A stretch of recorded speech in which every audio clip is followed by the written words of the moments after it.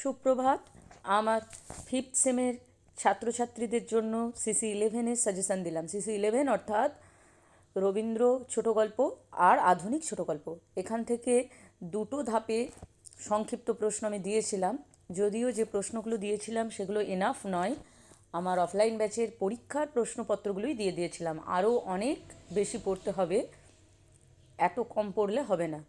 Line তুলে কিন্তু প্রশ্ন আসবে, পড়তে হবে। দেখি আমি পারলে আরও 1-2 সেট দিয়ে দেব।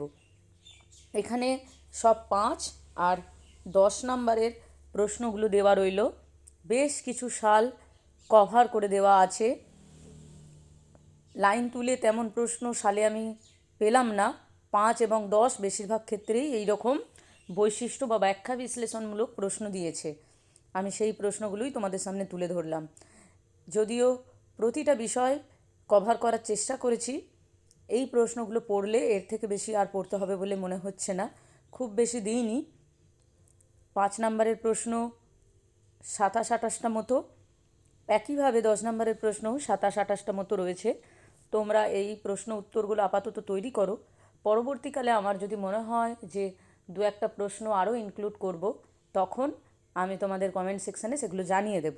তোমরা আপাতত এই প্রশ্ন উত্তরগুলো পড়ো, তাহলেই হবে।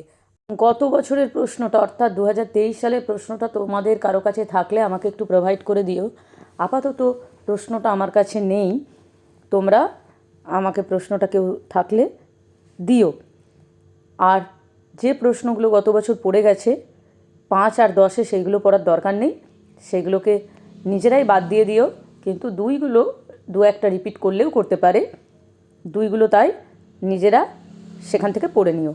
আর আমার বাকি রইল প্রবন্ধ আর কাব্য জিজ্ঞাসা থেকে বড় প্রশ্ন ছোট প্রশ্ন দেওয়া। এই প্রশ্নটা আজকে দিয়ে দিলাম।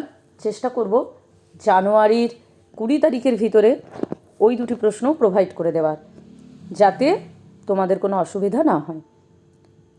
তোমরা প্রশ্ন উত্তরগুলো তৈরি করতে থাকো। কোনো প্রশ্ন বুঝতে না পারলে, ডাউট থাকলে আমার কাছে জানতে চেয়েও আমি বলে দেব। এবং পার্টিকুলার কোনো নোট তোমাদের কাছে না থাকলে সেটিও আমাকে কমেন্ট সেকশানে জানিও, কেমন?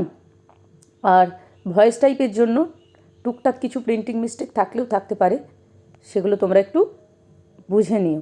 একটা বিষয় মাথায় রেখো, 5 নম্বরের প্রশ্ন কিন্তু তোমাদের বেলায় লাইন তুলে দিতে পারে। গত বছর যেরকম হয়েছিল, আমি কিন্তু সালের প্রশ্নগুলোতে বেশিরভাগ ফ্ল্যাট প্রশ্নই পেলাম, সেই কারণে ফ্ল্যাট প্রশ্ন দিলাম।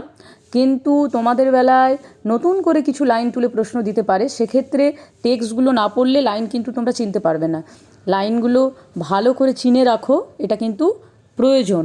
না হলে প্রশ্ন সোজাই থাকবে, উত্তর লিখতে পারবে না।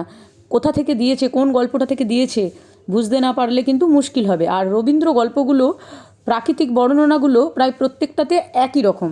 সেই কারণেই আমি কিন্তু বলছি লাইন তুলে কিছু প্রশ্ন পড়ে রেখো। আমি চেষ্টা করব যদি সময় করতে পারি তাহলে 5 নম্বরের লাইন তুলে 1 সেট প্রশ্ন দেওয়ার। ওকে?